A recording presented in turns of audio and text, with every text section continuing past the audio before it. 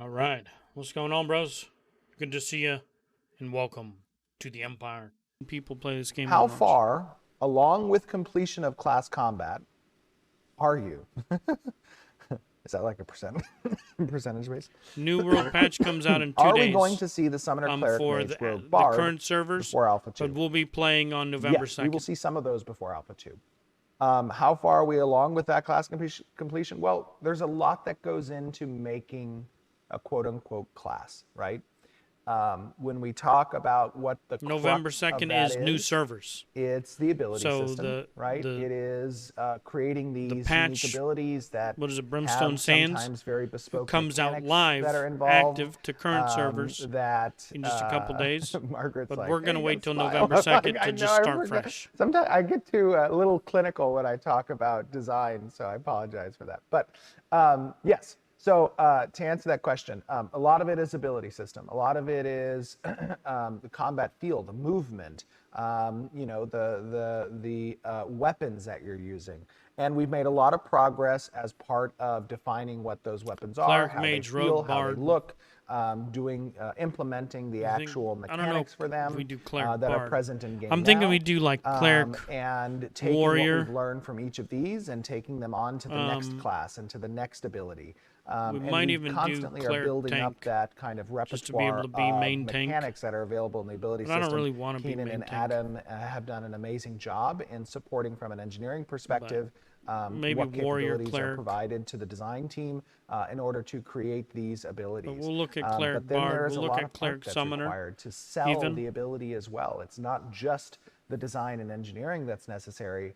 It's Jim and John and Matt and the VFX team and the technical art teams Cleric that Rogue. are accompanying the Down visuals to see what that and means. the effects for those types of But like Cleric abilities. And Rogue it's that the sound uses a effects two-handed weapon. requirement from Kat Right, that's and what I'm her looking team for. to Something fun. Actually, that'd to be create dope, that right? tactile feeling, That's that what I'm looking for. auditory, really important component that associates with the visuals, selling those types of abilities. So even when in a pipeline you have design completing what the mechanics of the ability are, there is still the following steps, which are finalizing the visual effects for those abilities and then handing that off to audio to incorporate the sound effects that accompany the visual effects. And before those can even begin, it's also animation. It's also animation work that's required as well, because that pipeline is a long one. So when we talk about how are we doing in completion, we're doing pretty good. We're doing pretty good on that front. You guys will continue to see updates as they become available and are prepped for a front-facing perspective so that you guys can give your feedback. And we have another one that's coming up relatively soon. They're to slowly parsing out, question all the classes 15. and stuff, but they're working on it. And What soon is we'll have them all. the intended leveling progression experience, considering node citizenship and the lack of much fast travel? From Landshark 10 or X, sorry. The intended leveling progression. So, we know that we don't have a lot of fast travel.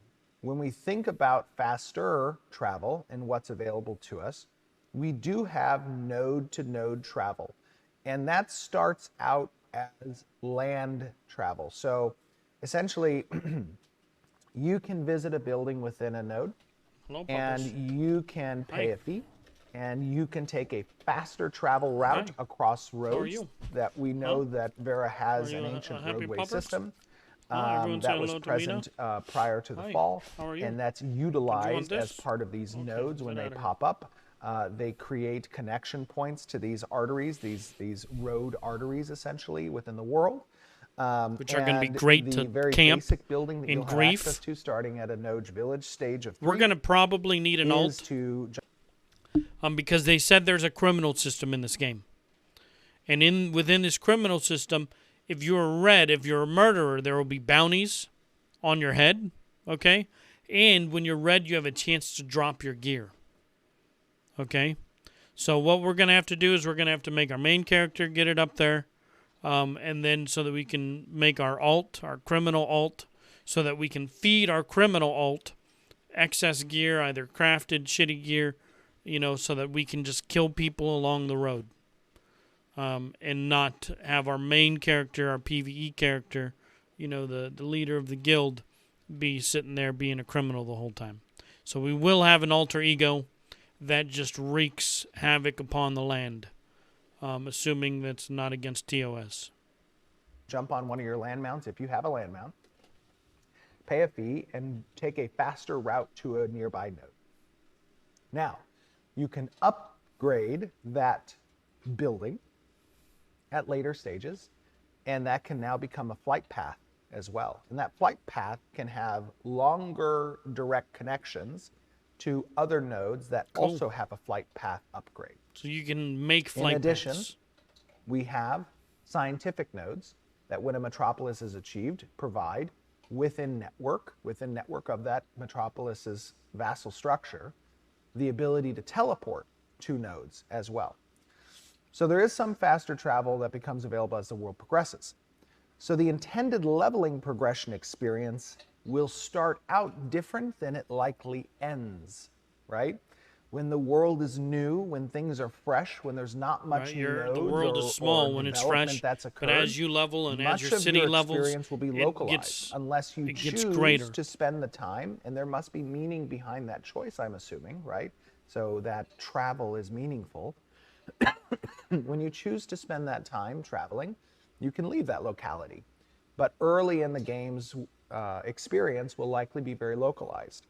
And as the world progresses and options become more available for you to have faster travel across large swaths of land, then that experience might be less localized, and there might be more travel towards faraway lands or dungeons or points of interest in order for you to capitalize on. So I would, trying to answer this question best, the intended leveling progression is intended to be something that changes over time, and that's predicated on the state of the world. And choices of players. The best answer I can Players will make okay. flight paths. Question very, very cool. Number 16. If I'm a ranger and I'm 50 meters away, but I'm prone or crouched, you won't be able to go prone, just an FYI. And the jury's still out on the crouched. We're still talking about that. That's something that will require player feedback. In a bush, will my nameplate be visible?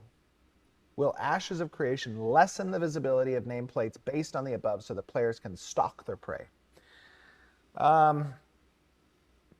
So, in this, in a sense, excuse me, in a sense, there are ways for you to obscure your nameplate. Much of that obscurity will come from line of sight related obstructions. If I'm behind a tree, if I'm in a large bush, those are ways that you could potentially obstruct the visibility of your nameplate. However, with that being said, the spirit of what I believe this question is attempting to achieve is the ability to reduce visibility of your character and your presence within an area. Mm-hmm. And in that sense, because we are more traditional in the sense of the number of skills that are afforded each archetype, we have particular skills that are intended to do just that. Ah, okay. Those types of skills so are there things will like be camouflage, skills that affect. There are things like but it stealth won't be like a general ability, like crouch prone into a bush. Like New World, you can prone and change your and be hidden. There were a couple of times, and I gotta give props to the dudes who were running like the mob, where we all saw like there was a large group of dudes doing like the PvP quest, right? And they have to come through this, this area, just naturally. That's the path that they're going to take to go turn in. So we had like 20, 30 people in a bush, all in bushes, right, hidden, and waited for them to even pass over us, partially, right, before we all got up and just unloaded while they were all like, what's going on? And it was great. It was a lot of fun, and we decimated them. You know what I mean? And in a sense, that'll still be available. There will be abilities. There will be different rocks, different angles, but it won't be like you just crouch anywhere and lose your nameplate, which is fine. More classic We MMO. really want to be able to leverage utility-based skills in your skill tree composition so that if you would like to spec into this type of role, there are particular archetypes that excel better at those things. And that Rogues, helps sell hunters, class possibly fantasy, bards. right? And there are really cool And you mechanics can that you can make a incorporate as subclass part to of do that. it. We have a lot of objective-based gameplay. Mages Your ability might to be able to move find some unseen on the invisibility. battlefield is an important component of objective-based gameplay. Yep. So I would delegate a majority of that functionality you're attempting to achieve up, in this J-Mac? question outside of the realm of just in-world obfuscation and more into the realm of class role and class kits. And yes, the answer is we do have those abilities. Okay, question number 17. Will archetypes It's just a like big the tank AMA. or bard We are be as viable we're almost as done. DPS We're almost or done. healers in small-scale PvP, such as ranked arenas? From Gorilla.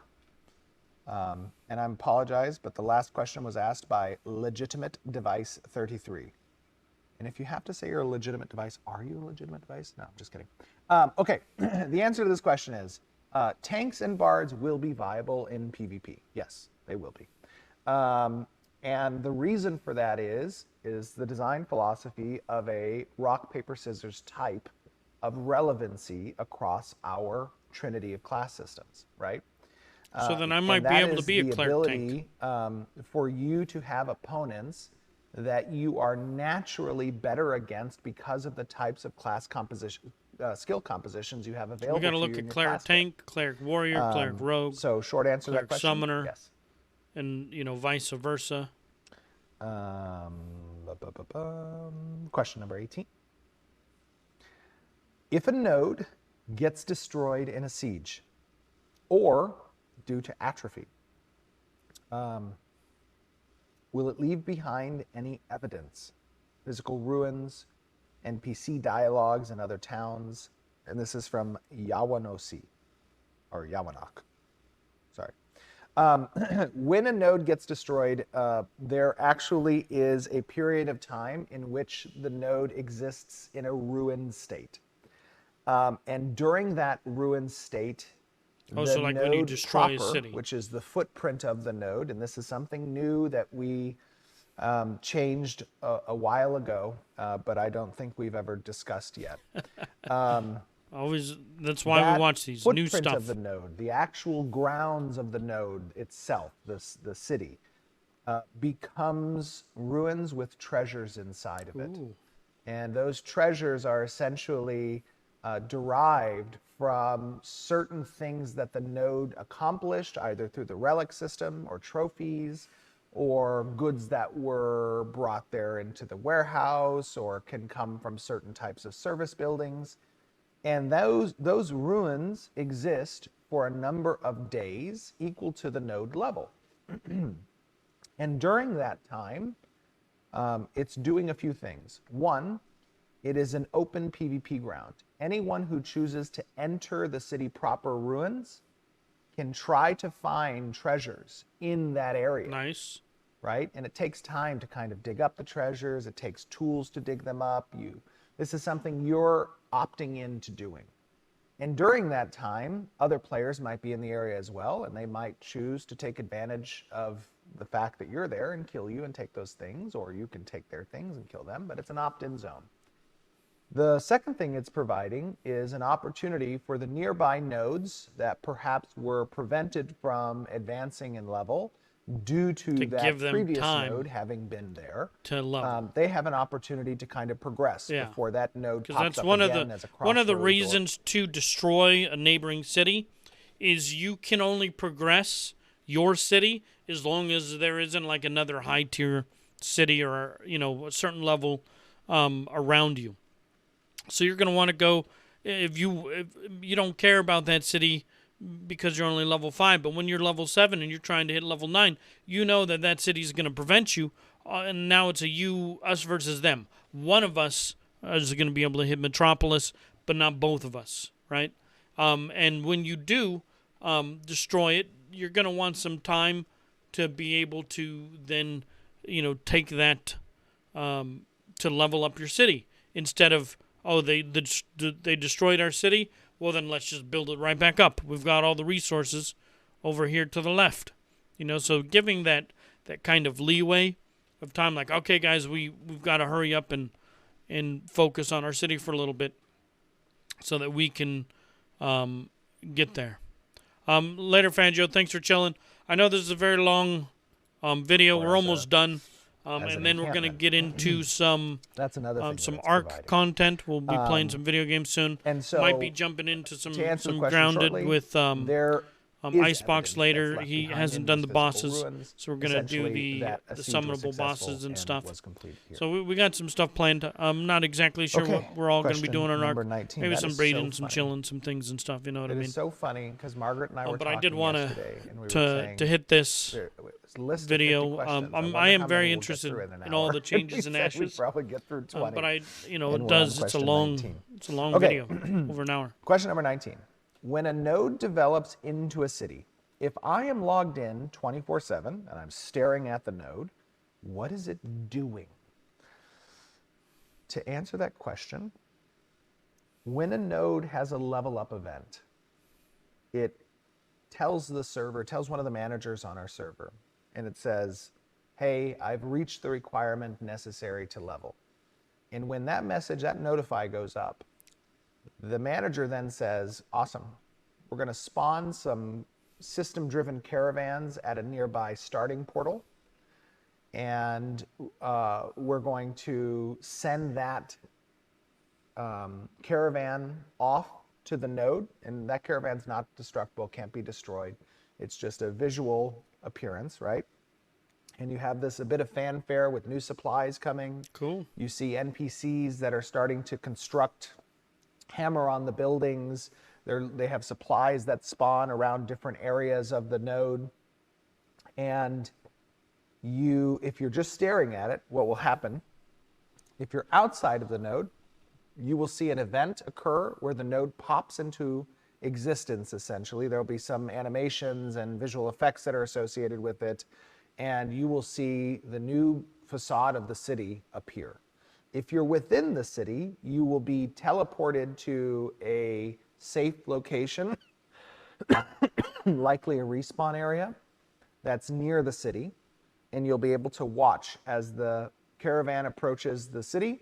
It advances in stage. So it removes everyone from the And area to I see that update there's a the city. question Cool. of what is a world manager. A world manager is a technical term to define a server process that kind of lives alongside the game server. And when the game server needs to do things that it's communicating with other game servers. Give me 1 second. What's up?